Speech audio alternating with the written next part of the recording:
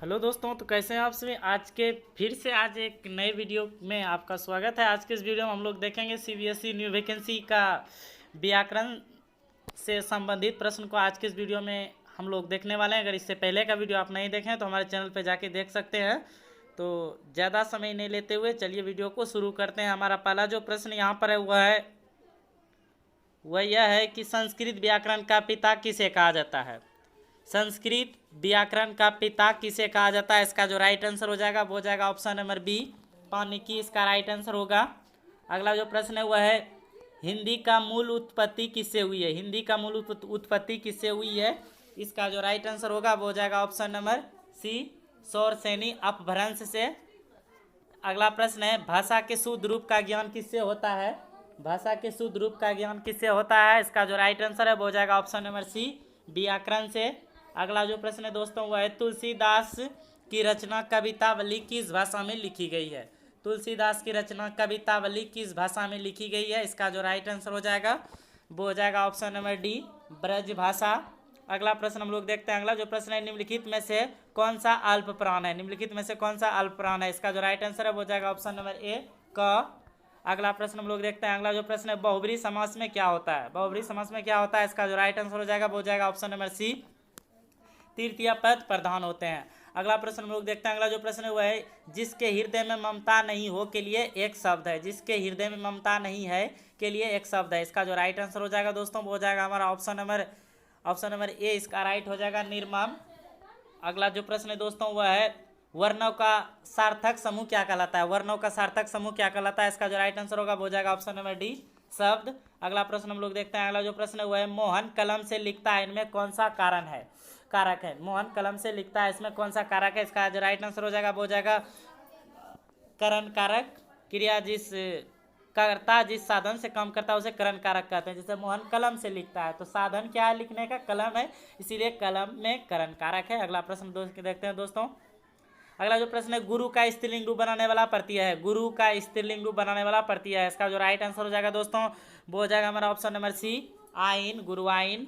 अगला प्रश्न हम लोग देखते हैं। अगला जो प्रश्न है सरस्वती सम्मान पुरस्कार किस क्षेत्र में विशिष्ट कार्य के लिए दिया जाता है। सरस्वती सम्मान पुरस्कार किस क्षेत्र में विशिष्ट कार्य के लिए दिया जाता है। इसका जो राइट आंसर है वो हो जाएगा ऑप्शन नंबर सी, साहित्य। अगला प्रश्न हम लोग देखते हैं। अगला जो प्रश्न है वह है फेंक कर चलाए जाने वाला हथियार को क्या कहा जाता है। फेंक कर चलाए जाने वाले हथियार को क्या कहा जाता है। इसका जो राइट आंसर होगा वो हो जाएगा ऑप्शन नंबर सी, अस्त्र। अगला प्रश्न हम लोग देखते हैं। अगला जो प्रश्न है वह निशाचार का पर्यायवाची शब्द है। निशाचार का पर्यायवाची शब्द है। इसका जो राइट आंसर हो जाएगा वो हो जाएगा ऑप्शन नंबर सी, इसका राइट हो जाएगा रजनीचर। अगला जो प्रश्न है वह है कंचन का पर्यायवाची शब्द है। कंचन का पर्यायवाची शब्द है। इसका जो राइट आंसर होगा वो हो जाएगा ऑप्शन नंबर डी, कनक। अगला प्रश्न हम लोग देखते हैं। अगला जो प्रश्न है वह है शशिधर का सही अर्थ है। शशिधर का सही अर्थ है। इसका जो राइट आंसर हो जाएगा वो हो जाएगा ऑप्शन नंबर सी, महादेव। अगला प्रश्न हम लोग देखते हैं। अगला जो प्रश्न है अंतःकरण में कौन सी संधि है। अंतःकरण में कौन सी संधि है। इसका जो राइट आंसर हो जाएगा दोस्तों वो हो जाएगा ऑप्शन नंबर ए, विसर्ग संधि। अगला प्रश्न हम लोग देखते हैं। अगला जो प्रश्न है निम्नलिखित में से भाववाचक संज्ञा कौन सी है। निम्नलिखित में से भाववाचक संज्ञा कौन सी है। इसका जो राइट आंसर हो जाएगा वो हो जाएगा ऑप्शन नंबर डी, शत्रुता। अगला प्रश्न जो है वह है निम्नलिखित में से भाववाचक संज्ञा को चुने। निम्नलिखित में से भाववाचक कौन है। इसका जो राइट आंसर हो जाएगा वो हो जाएगा ऑप्शन नंबर सी, क्रोध।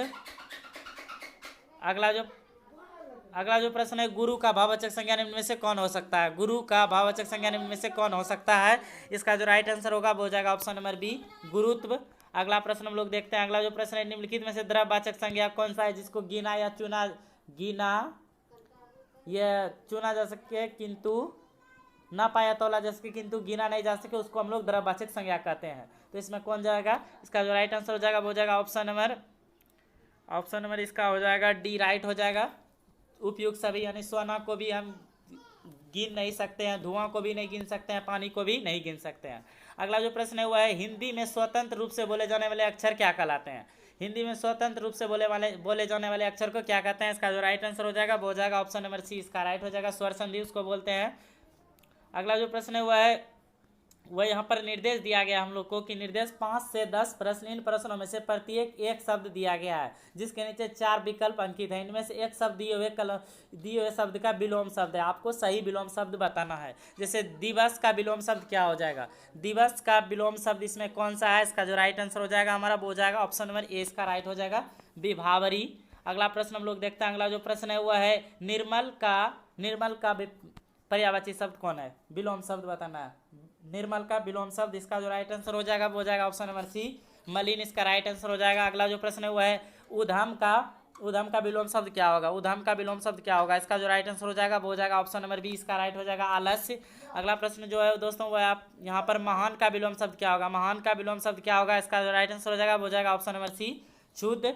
अगला जो प्रश्न है दोस्तों वह है गौरव का विलोम शब्द क्या होगा? गौरव का विलोम शब्द क्या होगा? इसका जो राइट आंसर हो जाएगा वो हो जाएगा हमारा ऑप्शन नंबर डी, इसका राइट हो जाएगा लाघव।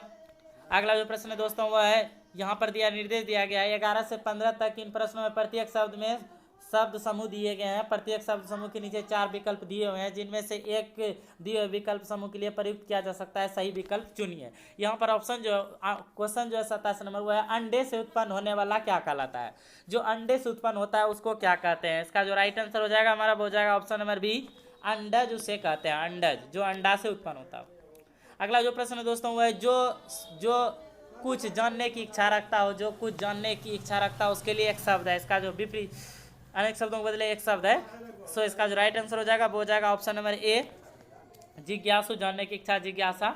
अगला जो प्रश्न है जो बात लोगों से सुनी गई हो, जो बात लोगों से सुनी गई हो इनके लिए एक शब्द है। इसका जो राइट आंसर हो जाएगा हमारा वो हो जाएगा ऑप्शन नंबर डी, किंवदंती, इसका राइट आंसर हो जाएगा। अगला प्रश्न हम लोग देखते हैं। अगला जो प्रश्न है जो अधिक बोलता हो के लिए एक शब्द है, जो अधिक बोलता हो के लिए एक शब्द है। इसका जो राइट आंसर होगा वो हो जाएगा ऑप्शन नंबर डी, वचाल। अगला प्रश्न जो है वो है राजभवन के अंदर जहां महिलाएं रहती है उसे क्या कहते हैं? राजभवन के अंदर जहां महिलाएं रहती है उसे क्या कहते हैं? इसका जो राइट आंसर हो जाएगा वो हो जाएगा ऑप्शन नंबर बी, इसका राइट हो जाएगा अंतपुर। अगला जो प्रश्न है दोस्तों वो है कि निर्देश यहाँ पर दिया गया है कि प्रश्न 16 से 24 तक इन प्रश्नों में एक विकल्प दिया गया है जिनका एक भार रंगीन है, उस भार का सही अर्थ नीचे दिए गए 4 विकल्प में से चुनना है आपको। यहाँ पर जो 32 नंबर प्रश्न है वह है दुर्घटना का दृश्य देखकर नीलिमा का कलेजा परसीज गया, इसका क्या अर्थ है? दुर्घटना का दृश्य देखकर नीलिमा का कलेजा परसीज गया, इसका अर्थ क्या है? इसका जो राइट आंसर हो जाएगा दोस्तों वो हो जाएगा ऑप्शन नंबर ए, जो है कि दया उत्पन्न हो गए, नीलिमा को जो है दया उत्पन्न हो गए। अगला जो प्रश्न है वह है मंत्री के आने पर जनता ने उन्हें आंख उठाकर भी नहीं देखा। मंत्री के आने पर जनता ने उन्हें आंख उठाकर भी नहीं देखा, इसका क्या अर्थ है? इसका जो राइट आंसर है वो हो जाएगा ऑप्शन नंबर सी, इसका राइट हो जाएगा ध्यान तक ना देना। अगला जो प्रश्न है वह है महाराजा दशरथ यथा नाम तथा गुण थे। महाराज दशरथ यथा नाम तथा गुण थे, इसका जो राइट आंसर होगा वो हो जाएगा ऑप्शन नंबर बी, इसका राइट हो जाएगा जैसा नाम वैसा ही गुण। अगला प्रश्न हम लोग देखते हैं। अगला जो प्रश्न है वार वार नाक रगड़ने पर भी पुलिस ने अशोक को नहीं छोड़ा, इसका मतलब क्या है? बार बार नाक रगड़ने पर भी पुलिस ने अशोक को नहीं छोड़ा, इसका जो आंसर हो जाएगा हमारा वो हो जाएगा ऑप्शन नंबर ए, विनती करना। अगला प्रश्न है कोई काम ना करके श्रीमती संध्या दिन भर मक्खी मारा करती है। कोई काम ना करके श्रीमती संध्या दिन भर मक्खी मारा करती है, इसका अर्थ क्या है? इसका जो राइट आंसर है वो हो जाएगा ऑप्शन नंबर डी, खाली बैठना, इसका राइट आंसर है। अगला जो प्रश्न है सब्ज बाग दिखाकर निशित ने कपिल से 1000 रुपये ठग लिए, इसका अर्थ क्या है? इसका जो राइट आंसर हो जाएगा हमारा वो हो जाएगा ऑप्शन नंबर डी, झूठा आश्वासन देना। अगला जो प्रश्न है वह है एकाएक प्रधानाचार्य को आया देखकर आपस में लड़ रहे विद्यार्थी हक्का बक्का हो गए। एकाएक प्रधानाचार्य को आया देखकर आपस में लड़ रहे विद्यार्थी हक्का बक्का हो गए, इसका जो राइट आंसर हो जाएगा हमारा वो हो जाएगा ऑप्शन नंबर ए, इसका राइट हो जाएगा अचरज में पढ़ना। अगला प्रश्न जो है दोस्तों वह है मेरा इतना नुकसान हो गया और तुम्हें हटखेलियाँ सूझ रही है। मेरा इतना नुकसान हो गया और तुम्हें हटखेलियाँ सूझ रही है, इसका जो राइट आंसर है वो हो जाएगा ऑप्शन नंबर ए, इसका राइट है दिल लगी करना। अगला जो प्रश्न है वह है जो कि इस वीडियो के लास्ट प्रश्न होंगे, किसी अजनबी को देखकर कुत्ते आपे में नहीं रहते हैं, भौं लग जाते हैं, इसका जो राइट आंसर हो जाएगा वो हो जाएगा ऑप्शन नंबर डी, अपनी सूद खो देना। तो यह थे इस वीडियो के कुल 40 प्रश्न। अगर वीडियो अच्छा लगा दोस्तों तो वीडियो को लाइक कीजिए और अपने दोस्तों के साथ शेयर कीजिए। अगर अभी तक आप लोग हमारे चैनल को सब्सक्राइब नहीं किया है तो प्लीज़ चैनल को सब्सक्राइब कीजिए। मिलते हैं इस तरह के अगले वीडियो में, तब तक के लिए जय हिंद।